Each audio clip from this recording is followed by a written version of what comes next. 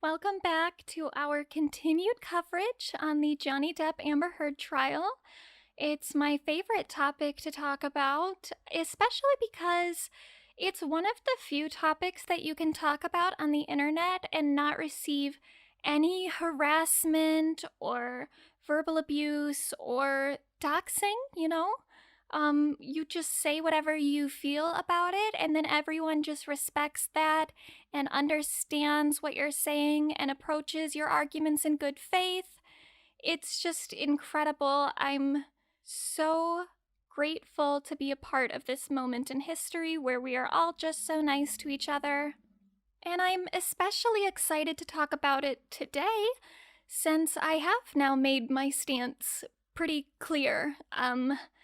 I talked about it the last time I talked about this subject, so if you would like to know my reasoning, you can go listen to all 5 hours of the last podcast episode I uploaded about the Johnny Depp and Amber Heard trials. I apologize because the audio quality isn't great. I had to compress the file a lot to be able to upload it because it was, 5 hours. But if you would like to make an issue of the things that I think about this trial, go back and listen to that, because I'm really not going to entertain any sort of argument that clearly is not well informed on why I believe what I do. I'm absolutely willing to interact with anyone who has an opposing viewpoint from me but is approaching the argument in good faith. That's totally fine. The issue that I'm having is that there are 2 things that people will argue in regards to this case in an effort to invalidate your opinion, and one of them is you didn't do your research, which I did. I very much so did, trust me. I'm still emotionally recovering from all the research that I did do. And 2, you're just working on someone's PR campaign, specifically Amber Heard's, because that's what I came out as. I came out as Team Amber, unfortunately. I say unfortunately because that's not really the popular thing to be on the Twitter, which is where I spend most of my time.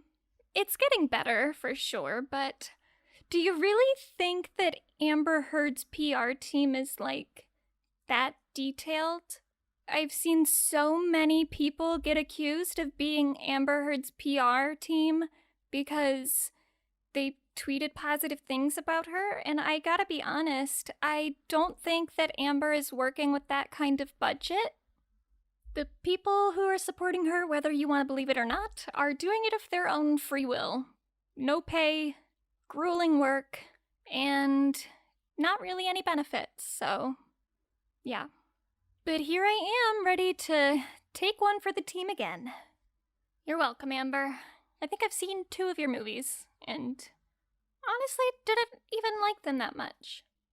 This is hopefully the penultimate episode on my coverage for this topic. I already had planned to do another one when I uploaded the last one, but then a whole bunch of unsealed documents got put onto the internet for all to see. And then I knew that I had to do 2 more episodes, so this is 1 of 2. We're gonna go through the unsealed documents. I read a decent chunk of them. I didn't read all 6,000 pages because most of it is just, lawyer stuff. But I tried to find all the, most meaty bits. I can't say that I got all of them, but like I said in the last episode, I do have a website and I have a page that I will link in the show notes where I am compiling all the most relevant information surrounding this case.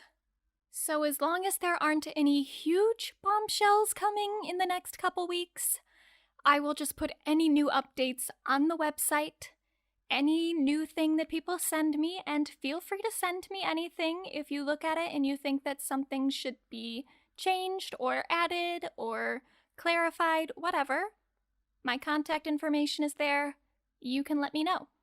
But for now, I think I've gotten the basic, most relevant things on the document, and we're gonna go through the unsealed files. I still want to add some other stuff that I had already been planning to add to the document.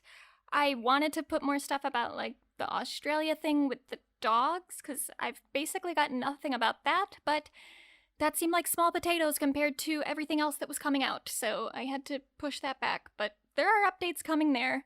Today we're just going to go through the unsealed stuff, and trigger warning, already, like, trigger warning for domestic abuse and all that, which I'm sure you're aware of if you even know anything about this case. And if you don't, maybe just keep it that way. You're probably better off. But in addition to that trigger warning for all the domestic abuse, I also have to issue a trigger warning for really gross racism.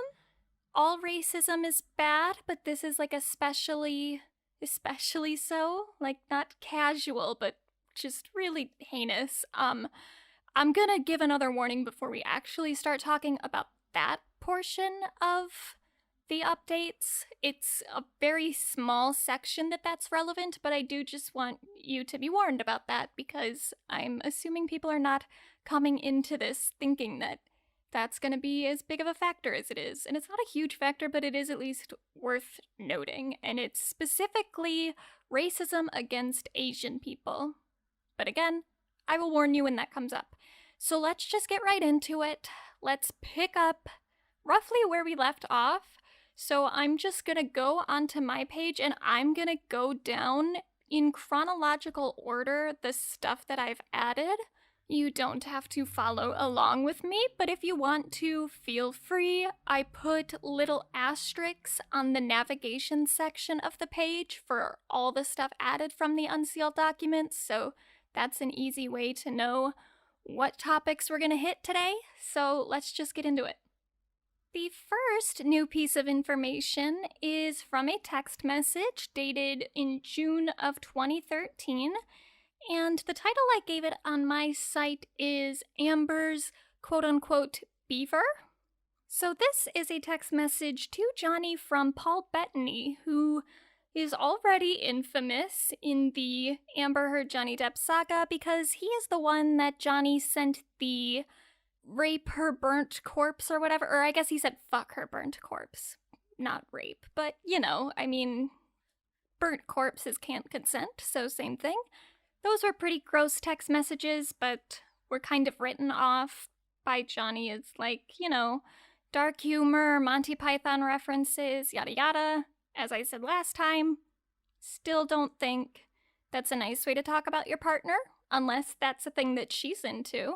Maybe Amber likes necrophilia or something. I wouldn't like it.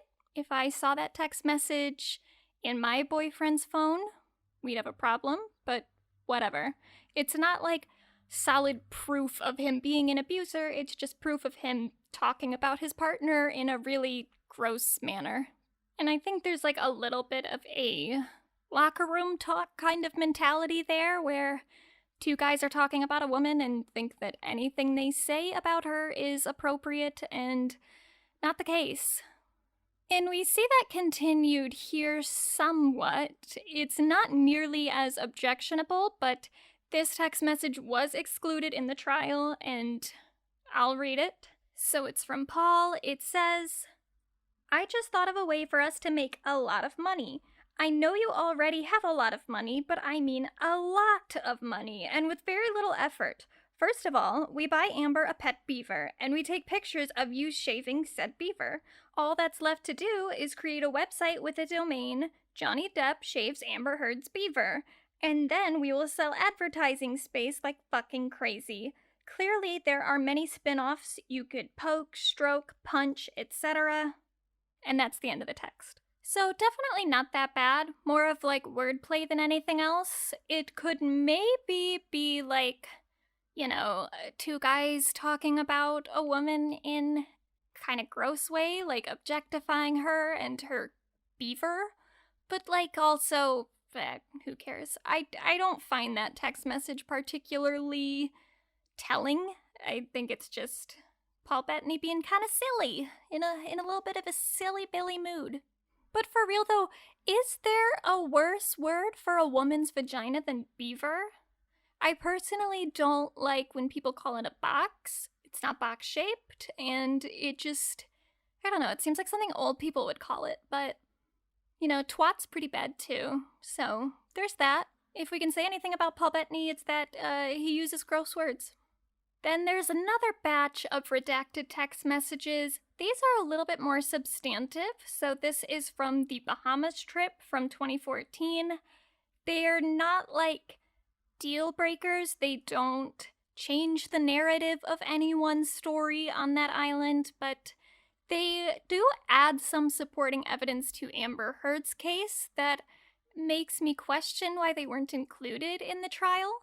It's basically just further evidence that Amber was actually speaking with Johnny Depp's doctors while he was on the Bahamas freaking out during his detox. So we already had a couple text messages in the trial from Amber to Johnny's doctors.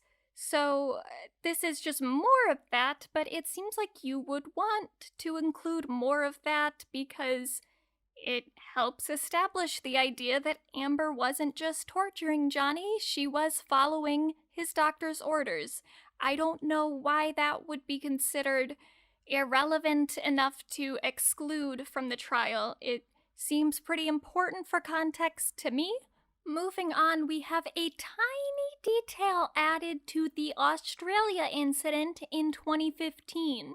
It's right at the end, and it is the accusation that Johnny Depp suffers from erectile dysfunction. If you're wondering how that could possibly be relevant, that's fair. So if you remember from the Australia incident, Amber alleged that Johnny had raped her.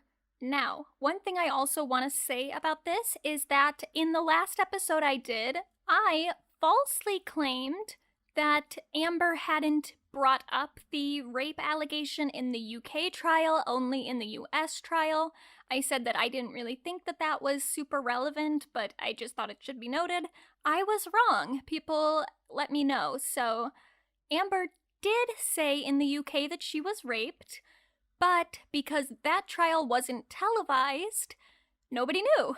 Because the judge did the right thing and sealed that part of the allegations, because that's a really traumatic thing for everyone to know about you. So Judge Nichols absolutely did the right thing as far as I'm concerned in sealing that, and I was incorrect when I said that this was the first time that Amber had publicly made these accusations. She made them in the UK, they just didn't become like public in the way that the general public could be aware of them, but they were brought up.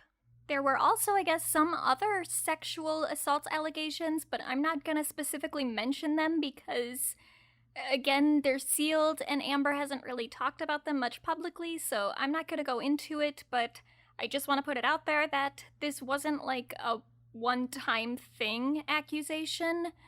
This is the one instance we have with like a date and a time frame, but it wasn't out of nowhere as far as the behavior in the relationship, according to the allegations.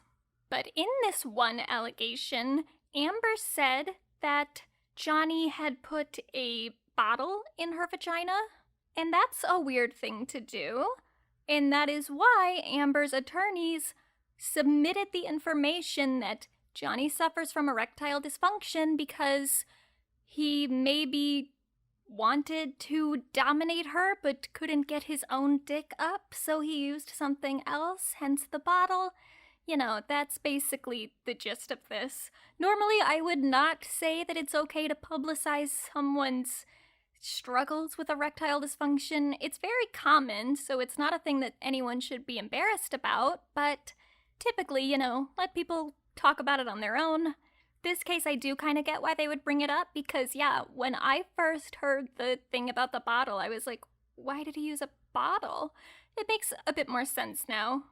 Maybe it was just insensitive of me to assume that he wouldn't have trouble getting it up in that moment.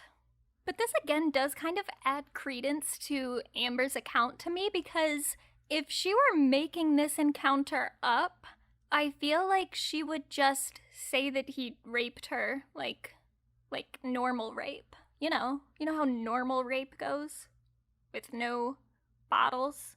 The fact that she added that detail when, if it were not true, she would not have to, tells me that it's probably true. And then next up, we have the 4-hour recording, which apparently, even though I listened to all 4 hours, wasn't the full recording. We'll talk about this more in a minute, but apparently Johnny's team submitted a lot of clips that were not the full clips. That doesn't totally surprise me because I said in the last episode there were multiple clips where they were clearly not complete. They were just little tiny excerpts, and I thought that was just something that, like, because those were the excerpts that were the most relevant, that the court, like, agreed, like, yeah, you can snip that part. Apparently, I guess, that's just all that Johnny's team submitted. And the full recordings we don't have, period. So that kind of feels like withholding evidence, right?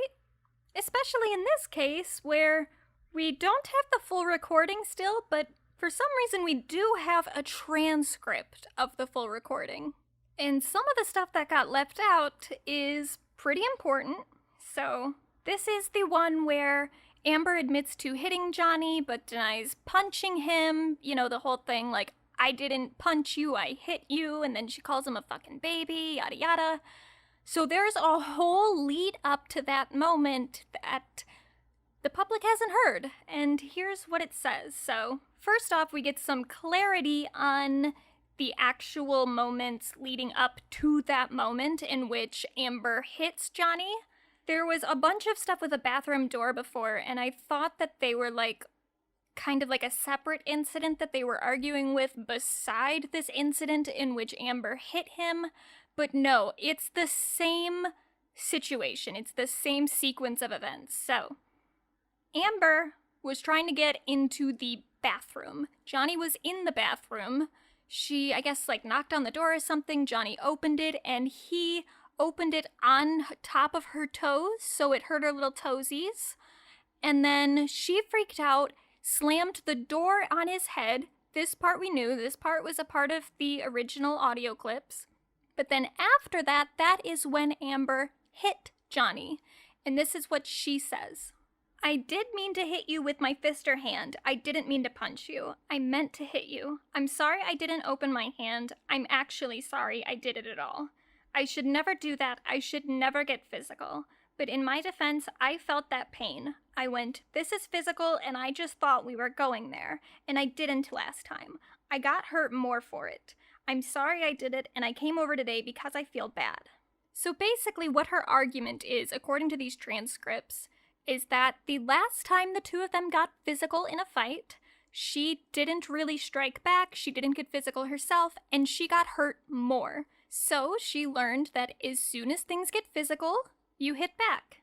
And when Johnny opened the door on her toes, she mistakenly believed that he was intentionally trying to get physical with her.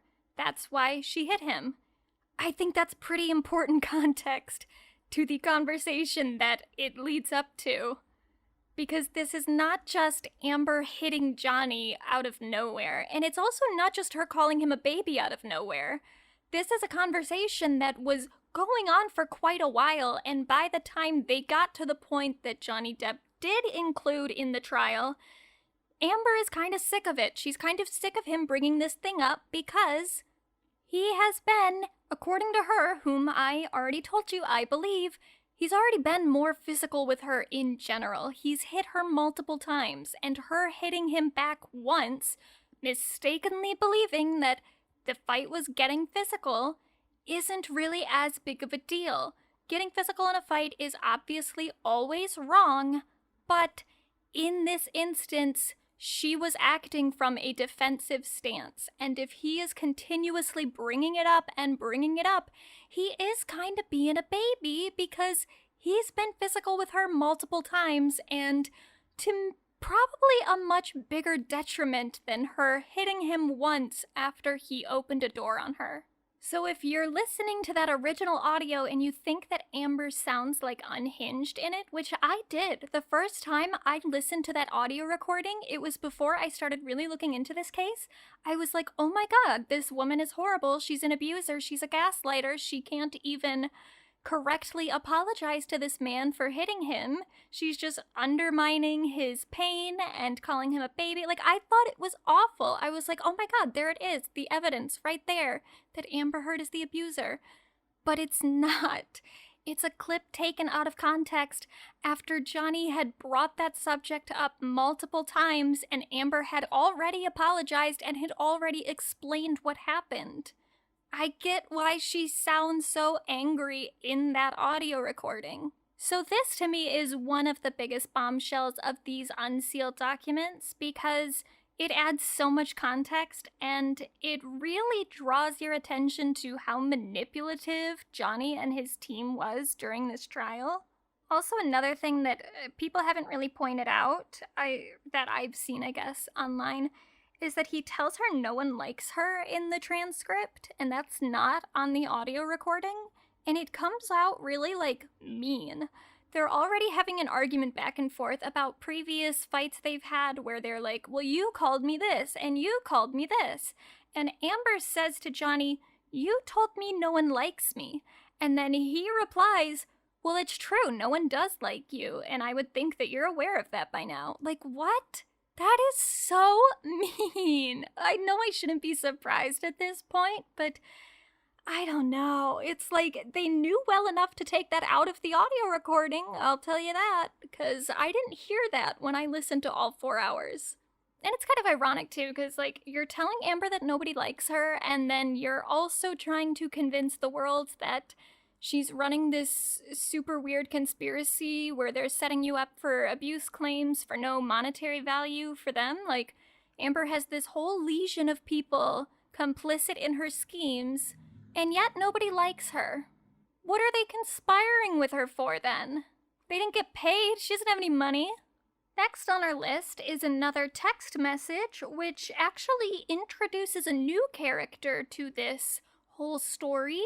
He's been mentioned before as he is a friend of Johnny Depp's, but he was not an active part of this trial, and that was probably very intentional on Johnny Depp's part because this person not getting a very good response lately. People kind of think that he's also been guilty of committing domestic abuse, as well as sexual assault, as well as threats to people's lives, as well as sex trafficking, like all the bad stuff, all the stuff that people can be accused of, he's been accused of, and that is, of course, Marilyn Manson, aka Brian Warner. I guess I said that backward. It's Brian Warner, aka Marilyn Manson, but I'm gonna call him Brian Warner because I know that that is not what he likes to be called. So on June 23rd, Brian texted Johnny and said that he was dealing with an Amber 2.0. The Amber in question here is Brian's current wife, Lindsay Usick. Prior to the Amber Heard case, Brian already had some accusations about him abusing Lindsay in the past.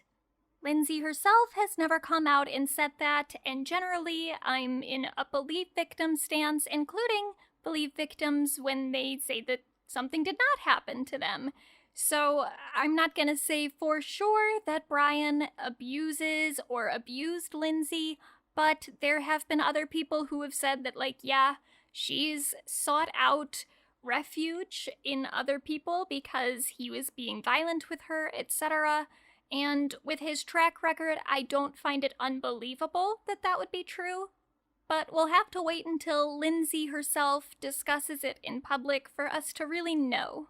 Then, about a month later, we have some text messages from Johnny to Brian. They had like a whole conversation, but I just took out the part that Johnny had said something substantive because this is the most important part of the exchange. So, Johnny says to Brian, Don't take no shit. Most important is to stay calm and not give her what she wants, which is to make you scream, flip out, and feed her narcissism. Trust me, I've been reading a lot of material on that in sociopathic behavior. It is fucking real, my brother.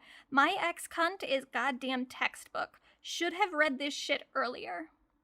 Obviously, Johnny is referring to Amber as his ex-cunt. And he's giving Brian some advice on how to handle his unruly woman. Now, you could see these texts as like them confiding in one another because their partners are abusive, and Johnny is saying don't let her bait you into something, but also like the idea that a man who's been accused of abuse is even really trying to imply that he's being baited into losing his shit and flipping out and feeding her narcissism. Like, it just sounds like you made me do this, you know? Like, don't give in to her, don't abuse her, don't give in to her incessant demands to be abused. Even if she's talking back, she's just doing that to trap you so that you have to punch her, and that's when they get you. That's what it sounds like. To me, at least. Oh, and I'm sorry, I went a little out of order. So that text message happened on July 9th. On July 8th, Brian texted Johnny and said, "My new fan meet and greet girl, looks like you need it. Trust me, I'll send a pic, 18. So, sounds like he is offering up this 18-year-old young fan to Johnny as like a, you know, come have sex with her. That's gross. Using your power to manipulate a fan of yours is disgusting no matter what, but especially when they are only 18 years old and you are well into your 40s. It'd be fucked up enough for Brian to have sex with that girl, but he's not even doing that. He's offering her to his friend. Like, she's just a thing to pass around. And this is actually not the first time that Brian has exhibited this behavior towards the women he's with. He also used to do this as a joke with Dita Von Teese, because I remember them doing interviews where they were talking about this. Dita is a burlesque dancer, she's wonderful, and she was married to Brian, like mid-2000s-ish, and then he cheated on her with Evan Rachel Wood, and Evan Rachel Wood is the current person that he is about to sue for defamation because she said that he abused her, and also she was a teenager at the time of their relationship, so that's a whole thing. But let's just focus on the Dita thing. Here's a clip from a talk show that they did where they kind of use this as like a charming little anecdote. Cool, so now you asked me before the show if I wanted to see your girlfriend's breasts. I did. You did? It's always offering him up to everyone. He did. He said that. Did he say that to everyone? He does it to everybody. Really? Yeah. And when he wants to thank someone, he'll say, "Here, show him your breasts." Do you like that when he says that? Or? Well, you know, it's been It makes 3 years of people that. happy. I mean, I like when you say that. Everyone is happy when they see naked women. Yeah. Make the world a nicer place. So, gross. Moving on. On November 11th, Brian texts Johnny and asks if he can crash at his house for a little while. I'm assuming that this was related to the Lindsay fight thing. I don't know. He didn't give like a specific reason in those text messages, but like on a following text, he will say that he's trying to get away from Lindsay. All he says for this one is, had a massive dramatic exodus of the it, but I'm okay. I don't know what that means. What is the it? Did he mean the id? That's like the thing that I kind of assume he might have meant. A massive exodus of the id? Meaning like the id according to Sigmund Freud, I think, is who came up with it. Like the whole id, ego, superego. And the id is your like most baseline desires. You want to eat, you want to fuck, you want to cry, I don't know. But it's all the stuff that you want to do, but you usually like don't, because you have the super ego telling you like you gotta do this, you gotta comply with society's standards, and then the ego kind of goes in between them, and it's like you can have a couple things, you know, you can have sex a little bit and then you gotta go to work. But if you're having like a mass exodus of the id, then maybe you're like I don't know. I don't know what's in Marilyn Manson's id, and I don't really want to find out, but if that's what he's saying, then I feel like he did something real bad. Then 2 weeks later, we have some other text exchanges with Brian and Johnny, and this is where I have to warn you, trigger warning for really bad racism. Like, ugh. Okay, so I'm gonna read what Brian sent Johnny.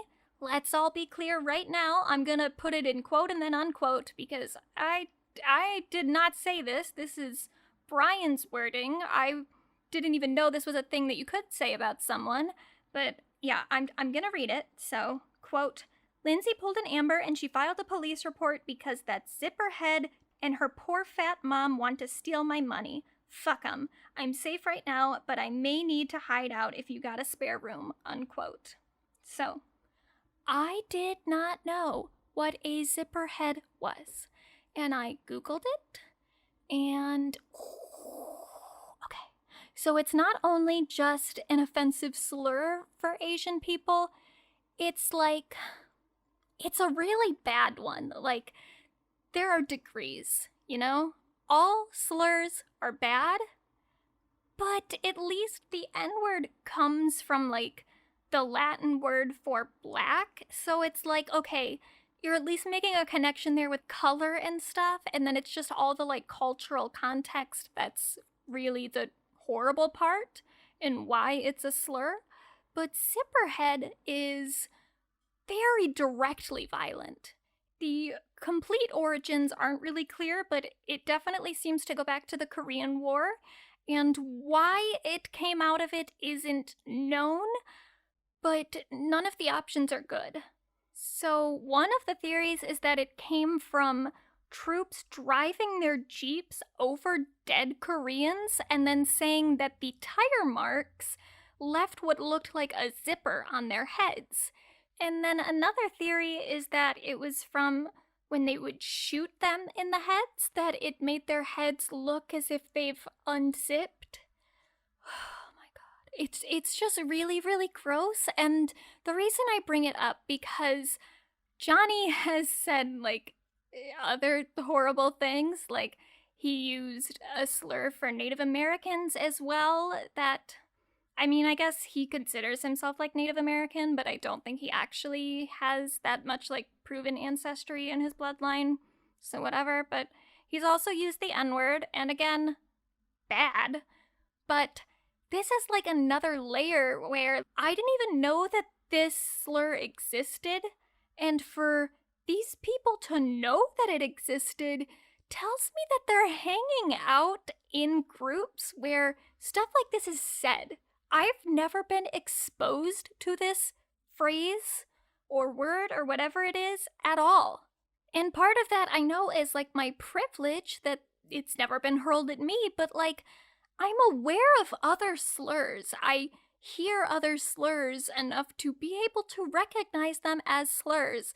I don't hear this because what kind of person says this in the first place?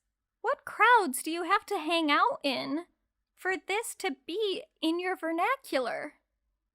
So it's really not enough that these guys are violent and probably misogynistic because of the abuse that they've inflicted onto multiple women, but also they're apparently pretty homophobic from some of the other stuff that they say, and racist, and that's not a winning combo. I don't love that they are all those things: violent, misogynistic, racist, and homophobic. It's detrimental to pretty much all of society at that point. And I can't believe that these people still have fans, even if they don't believe the accusations made by these specific women. They're just so horrible all around. And I used to be a Manson stan. In high school, I was a ride or die for Marilyn Manson. And I'm not proud of it, but it happened. And then I saw all the horrible shit that he says and does, and I changed my mind. And there are people to this day on Twitter very aware of all the awful things that this man has done and are still riding for him.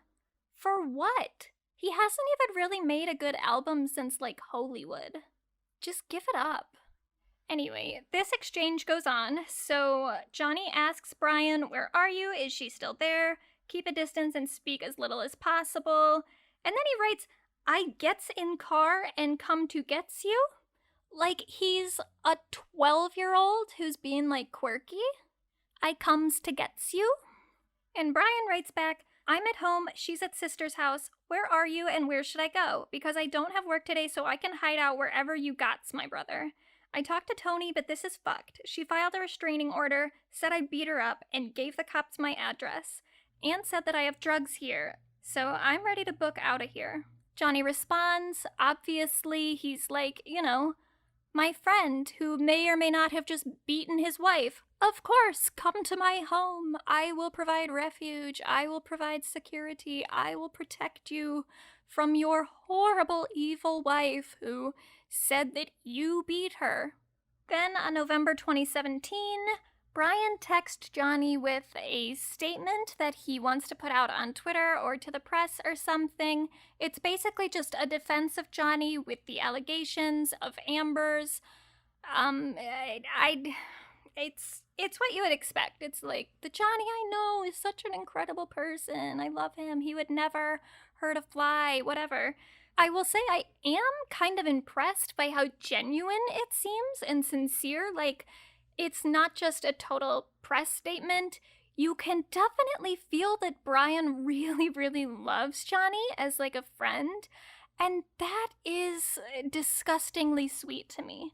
The thing that I hate about cases like this, and why I think it's so easy for people to side with Johnny and people like Manson, like, I think that it's very hard for people to separate their horrible behavior from, like, their more acceptable human moments.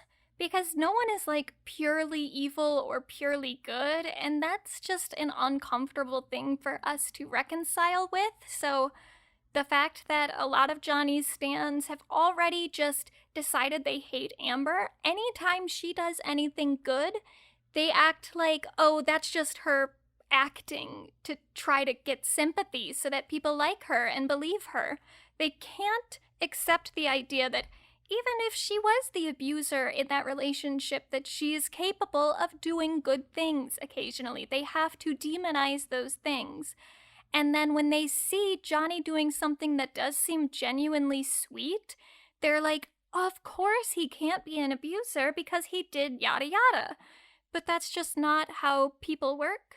They are regrettably awful and wonderful.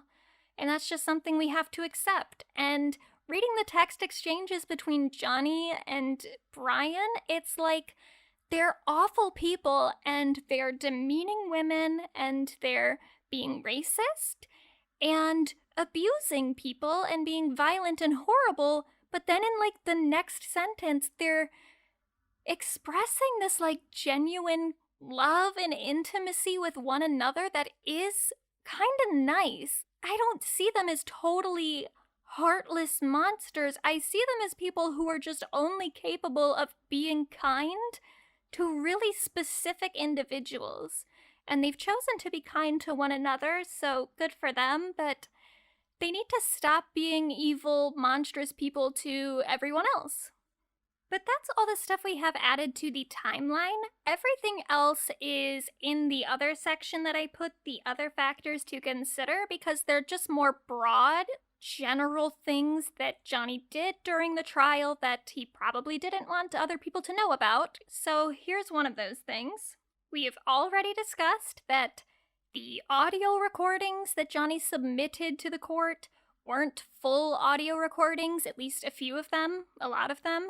But Amber also had a forensic expert who testified during the trial, and he testified in response to another forensic expert who had been hired by Johnny, who said that some of the photos that Amber submitted couldn't be, like, completely confirmed as to when they were taken, or if they went through any sort of editing software. And to be clear, it was literally like a small handful, and he didn't say that the photos were from different dates or that they were definitely edited. He just said that, like, because of the nature of the files, that they really couldn't be, like, totally confirmed. And I guess Johnny also sealed some information where even that expert witness was like, yeah, but these ones are definitely real. Like, there's a lot of evidence saying that Amber's photos are the real thing, and that is what Amber's expert witness, Julian Eckert, said. He was like, the photos that this witness looked at, they definitely, the metadata says that they're the real deal. They were taken on the date that Amber says they were. They're not edited, yada yada.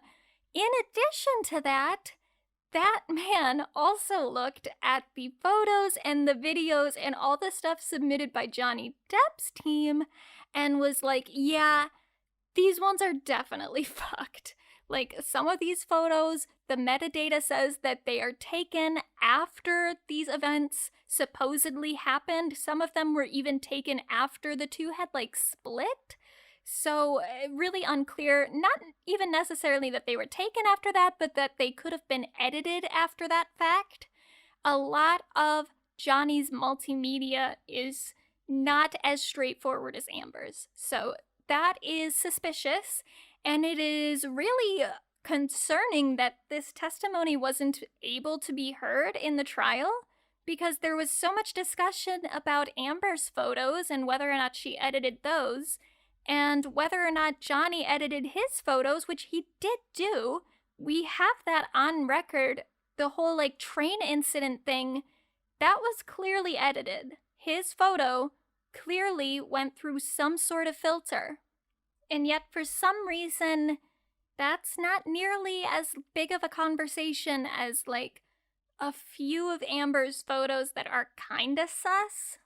But like Johnny didn't have to really answer to the inconsistencies with his multimedia, he also did not have to sit through a psychotherapy assessment like Amber did, because, here's our next thing, some of these documents state that Mr. Depp does not allege any specific physical or mental injury.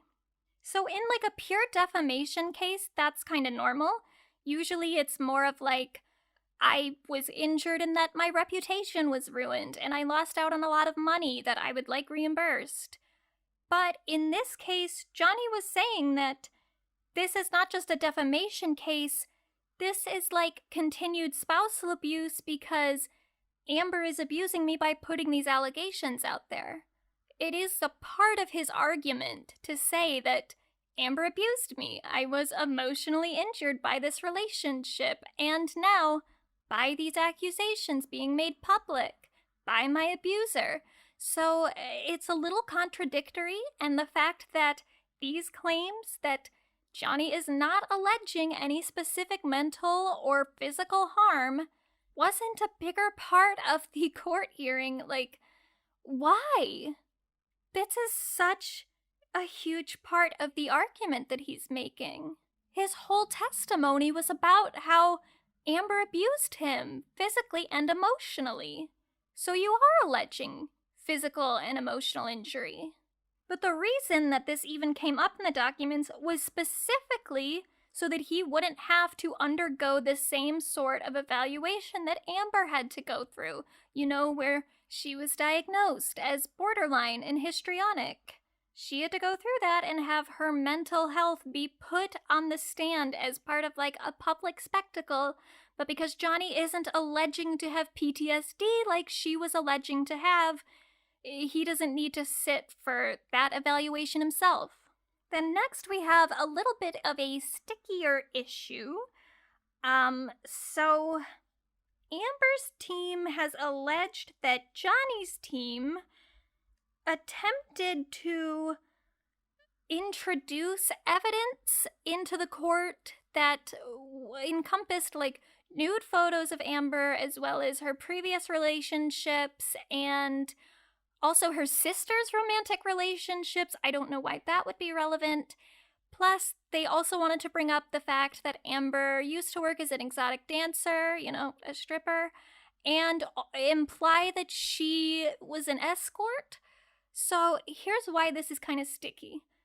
They're saying that Johnny's team was attempting to introduce this evidence. They don't say that he submitted that evidence. And so this is something that Johnny's fans will get kind of bent out of shape about, because they're like, well, he didn't actually submit any of those photos for evidence. He just said that he could if it became, like, relevant, you know? If Amber was alleging to have been injured on a specific day, and the metadata from those photos says that it was taken on a specific day, they could look at it and be like, oh, look, she doesn't have any bruises. Stuff like that.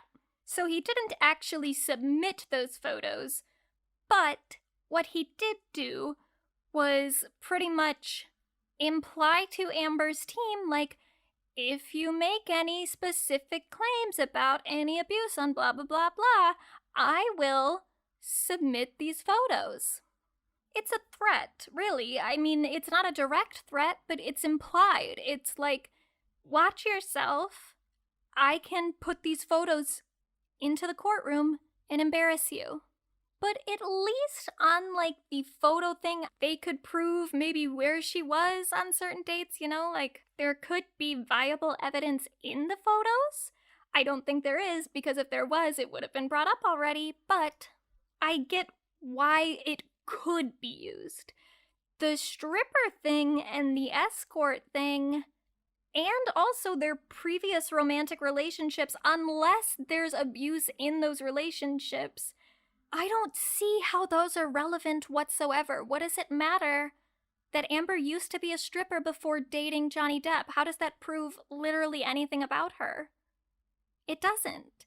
And how do her sister's previous romantic relationships prove anything about her relationship with Johnny Depp? It doesn't. It just seems like he really wanted to slut-shame her and or her sister in order to make her seem less credible. And that's really fucked up, because I don't think sluts are not credible. Not any more or less than the average person. Sluts are just like the rest of us. And they can and often are abuse victims, kind of because our society degrades women who do any sort of sex work or express themselves sexually. Like, even the fact that Johnny thought that this would be relevant to the case at all is contributing to a culture in which women who do this sort of work are degraded and demeaned and harassed and abused. So yeah, him even wanting to submit this, I don't think would have been a good look for him. And I'm glad that it didn't get brought up in the court, because it might have been embarrassing to Amber. But ultimately, it just makes him look like more of an abusive asshole. Then we've got a few other testimonies that were blocked, and sincerely, I have no fucking clue how he got away with this, because one of them is a doctor named Amy Banks, who did a couple sessions with Johnny and Amber. She did 2 with Amber, 1 with Johnny, just Johnny, and then 1 with both Johnny and Amber. And this is also interesting to me, by the way, because I didn't realize that they had another couples therapist, because one of the audio recordings, they're talking about going to this therapist, and Amber is saying that I've been to 2 sessions by myself and you haven't been there, and that's kind of a problem. I thought that they were talking about Anderson, Dr. Anderson, who testified in the court. Her testimony was, like, actually heard. And that influenced when I assumed that audio recording was made, because I knew that they had started working with Dr. Anderson in October of 2015. But if they were with this person, I don't know when they were, and that could impact when that audio recording was made. I don't know that that's, like, super significant. I don't know. It's just like another puzzle piece that I didn't know was missing. And I am so sick of this whole thing. I just keep learning more stuff, and it's confusing and hard to keep track of. But anyway, what is important here is that Dr. Banks met with Amber and Johnny, and in the session that she was with Amber and Johnny, Amber brought up that Johnny had been physically abusive to her. And Johnny, in the room, did not contradict that statement. That seems pretty important to me. And if we're gonna have Dr. Anderson testify, I don't think that we should have stopped Dr. Banks from having her testimony heard by the jury. I don't know how her testimony got kicked out of the whole trial, but it's not the only thing, so let's just keep going. Next was Lisa Bean. She was another nurse who worked with Dr. Kipper. She alleged that she had heard from Nurse Borum and Monroe Tinker, who Monroe, I believe, is just another doctor. He's not a nurse. But she said she heard from them that Johnny was physically abusive toward Amber. I do kind of understand why her testimony wasn't admitted into the court and wasn't brought before the jury because of, like, hearsay and whatnot. I already made my thoughts about the whole hearsay thing clear on the last episode, but I get it. She didn't hear anything from a direct source. She just heard, like, some gossip from her coworkers, pretty much. But that's there, too. Apparently, she says Nurse Borum and Monroe, they told her Johnny is abusive to Amber. So, there's that. Then, Jacob Bloom, who was Johnny's attorney for 2 decades pretty much, but then got fired around 2016 and then was sued by Johnny in 2017. He testified to the financial difficulties that Johnny had been having around the time that this whole abuse shit was going on.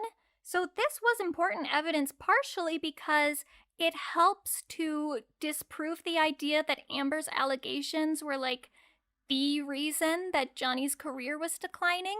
He was having a lot of issues with his management and his accounts and his estate for years. He was spending a whole lot of money. He was having a lot of financial difficulties.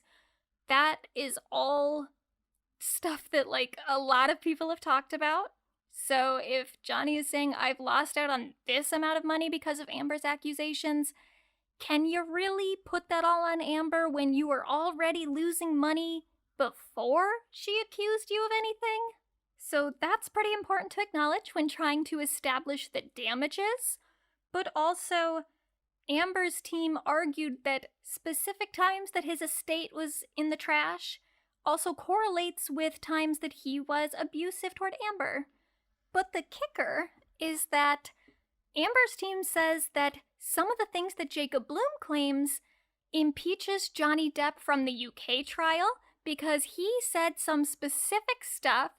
For one example, he was saying that one of the times that Amber was violent with him was because she had had a discussion with Jacob Bloom in relation to the post-nup agreement that Johnny wanted Amber to sign, and that's why she got all mad and took her frustration out on Johnny physically.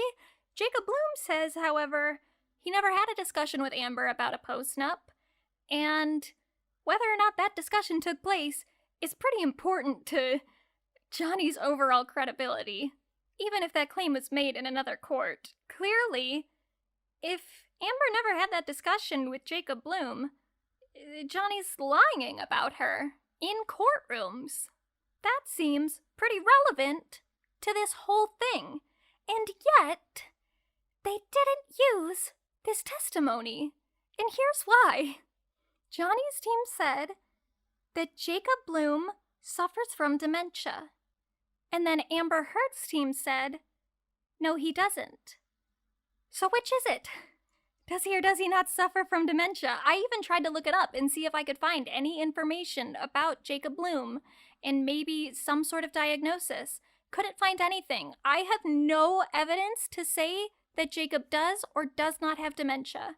And I know from the Free Britney movement and my time with that sometimes people say people suffer with dementia and they don't.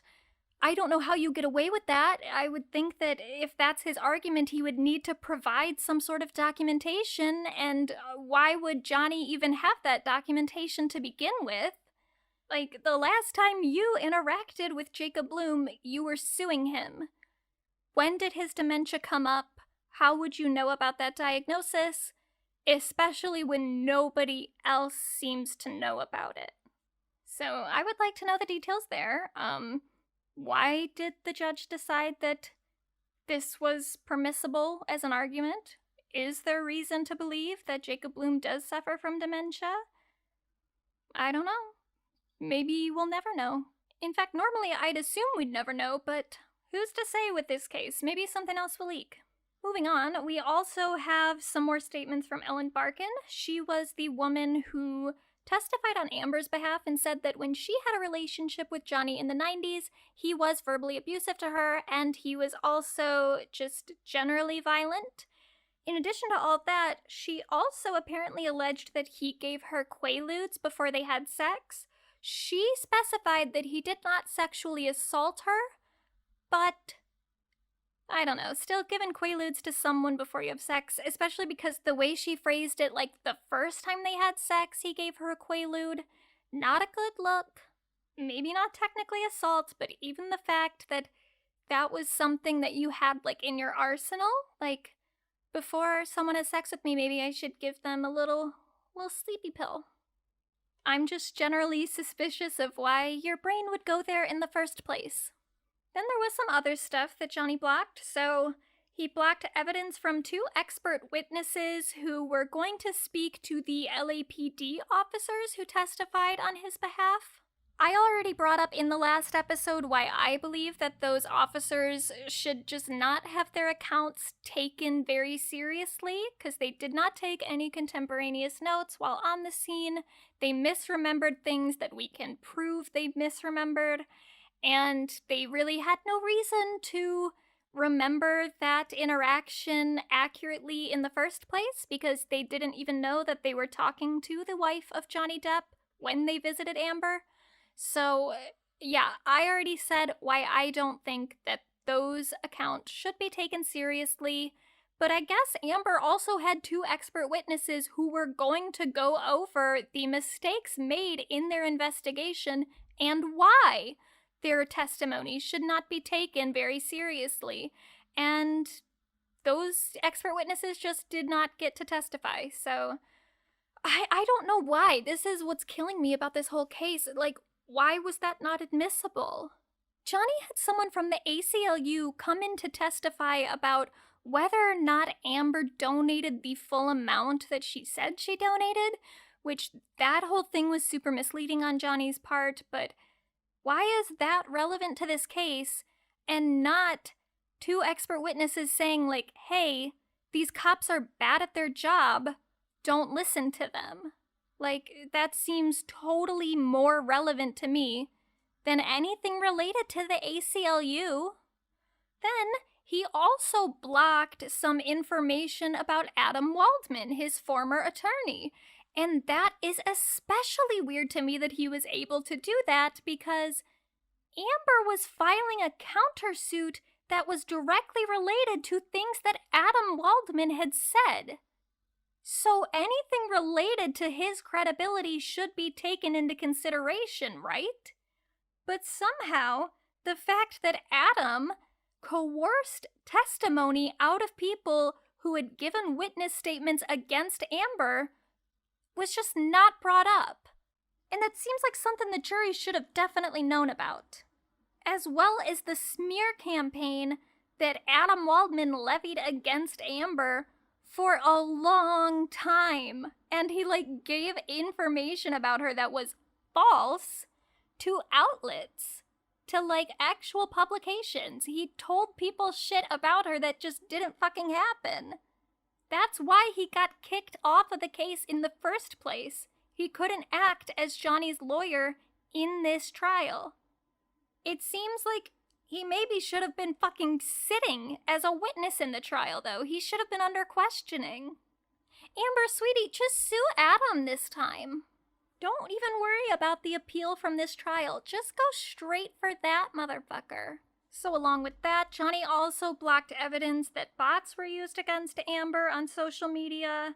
He blocked testimonies from 2 expert witnesses who had forensic data to evaluate the overall output with Amber's reputation on social media. So, like, all of the bullshit that got spread about Amber online, she had 2 forensic witnesses who were like, yeah, Amber is really caught in the short end of the stick here. Johnny's reputation was not anywhere near as damaged as Amber's was from the allegations. And that couldn't be brought up? Why?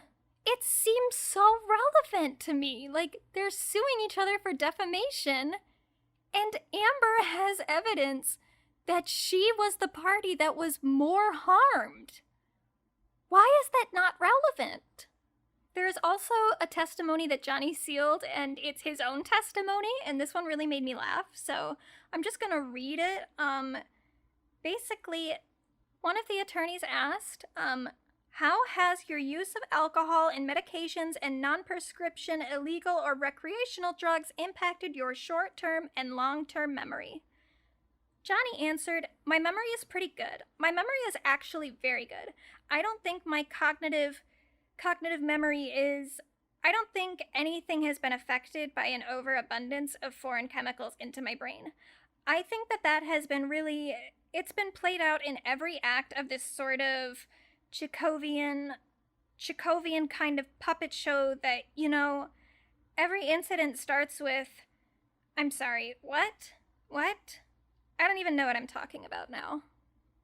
So in the midst of defending his memory and his lack of cognitive damage from all the drugs he's done, he forgets what he's saying mid-sentence.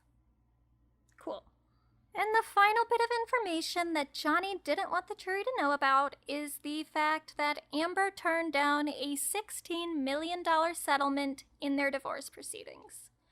So even though a lot of Johnny's accusations hinder on the idea that Amber was a gold digger, she was just after his money, she accused him of abuse because she thought that she could get a larger settlement, she turned down the original settlement that she was offered. So this goes back to my whole argument last time, which is like, he's saying that Amber did all of this, all the allegations and everything, as a means to benefit herself. Like, she was supposed to get more praise or something in the industry from these allegations. She was supposed to get more money, but, like, she didn't. And she didn't because most abuse victims don't. I don't know how Amber benefited from lying about these allegations. And that's why when we say believe women or believe victims, we don't mean believe every person who's ever had an accusation, but we're saying believe most people when they say that something happened to them because there's not any reason for them to make that up. There's just not. And the people who do make that up usually don't get away with it. I know that's hard to hear, but very, very few allegations of like domestic abuse or rape or assault actually wreak any sort of consequence for the perpetrator, the alleged perpetrator. And the victim, the alleged victim, doesn't really benefit. So usually the people who make false allegations are like severely mentally ill, and severely mentally ill people aren't really great at defending themselves or having like one story straight over like the course of a couple years. So the fact that Amber's accusations are pretty consistent, much more consistent by the way than Johnny Depp's, tells me that she's probably not lying, because there's not any reason for her to do it, and if she did do it, she'd probably be worse at it, because this is a lot of detail for someone who just made everything up to remember. Now, the irony here is, as we've talked about all this, I was not trying to like pick stuff out just in Amber's favor. I still do think that like taking in all the information, including things that are not flattering to her, is important. I want to be right. I care about being right much more than I care about defending Amber Heard. I don't care about Amber Heard. I mean, I care about her in the way that I think that she got really fucked over, and I have compassion and empathy for her because that's awful, and it happened on a public stage, and it's going to affect a lot of people more than just her.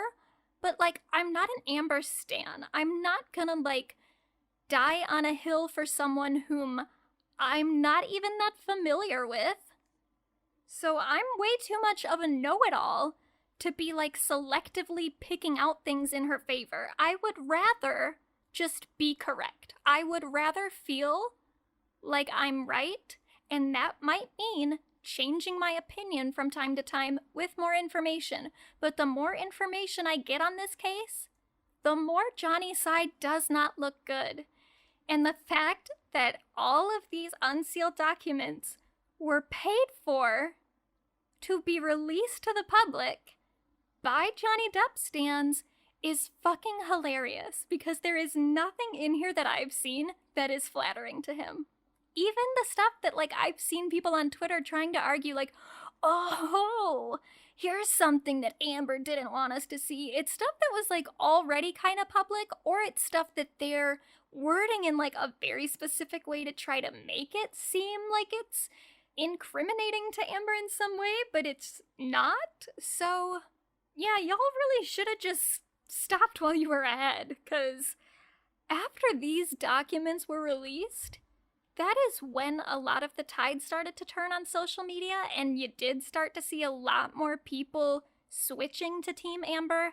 I don't think that's exclusively due to the unsealed documents. I think that was just maybe one catalyst, but the tide was already starting to turn, because once the court trials officially ended and there weren't new clips of, like, Johnny's attorneys dominating Amber's attorneys, because as I talked about last time, her attorneys did suck.